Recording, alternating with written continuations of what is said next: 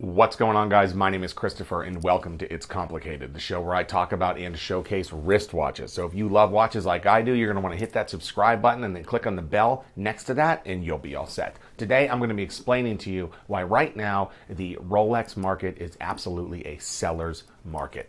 Here we go.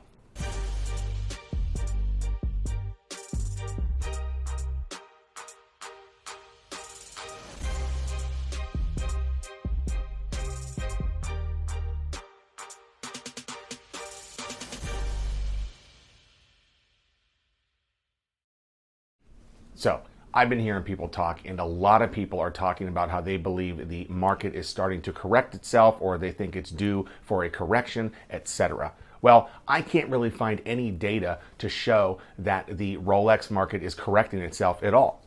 I just looked up recently sold watches on eBay. How recently? I'm talking days of filming this video, the very end of August and very early September.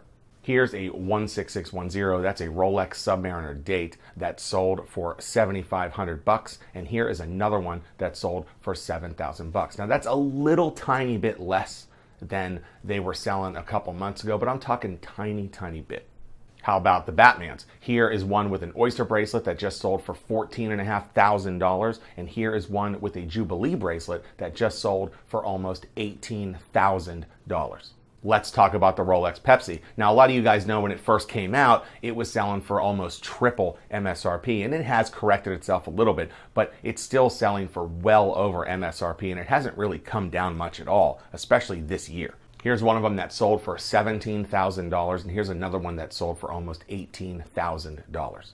Keep in mind that MSRP on the Batman and the Pepsi is $92.50. So these watches are still selling for big money, and the Pepsi and the new Batman are selling for almost double their MSRP.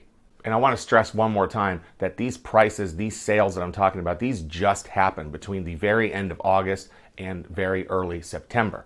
So I'm not pulling sales that happened months ago. I'm pulling sales that happened less than a week ago. The white dial Daytona, of course, these things always sell for big money, but they're still selling for big money. Here's one that sold for almost $25,000, and here's one that sold for $27,000. And how about this one, a white gold Rolex Sky Dweller that sold for $36,000. I even found a no-date Submariner that sold on eBay for almost $12,000. Keep in mind the no-date MSRP is $7,500. Granted, I did find a no-date Submariner on Craigslist. The guy wants $9,400, but that's still $2,000 just about over MSRP. Going back to older watches, here's a Datejust 16234 with a Jubilee bracelet that went for over $4,000, and here's one with an oyster bracelet that went for $4,500. Both of these watches had no box, no papers.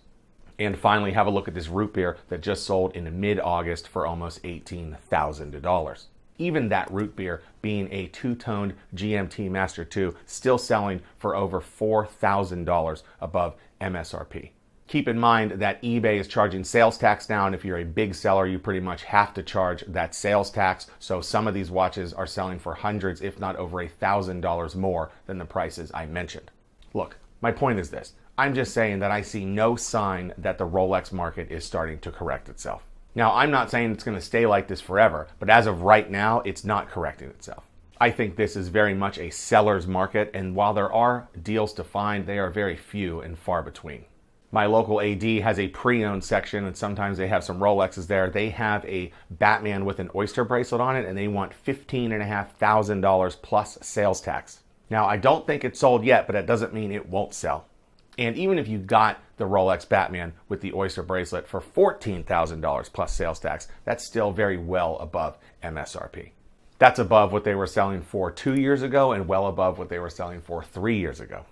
And some watches might not sell right away, and some watches might sell for a little bit of a better deal if the seller is just desperate or just wants to get rid of the watch, or maybe they paid a really good price for it.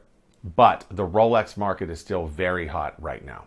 That being said, the best thing a lot of us can do is to not pay over MSRP for any Rolex watch, even if you really want one.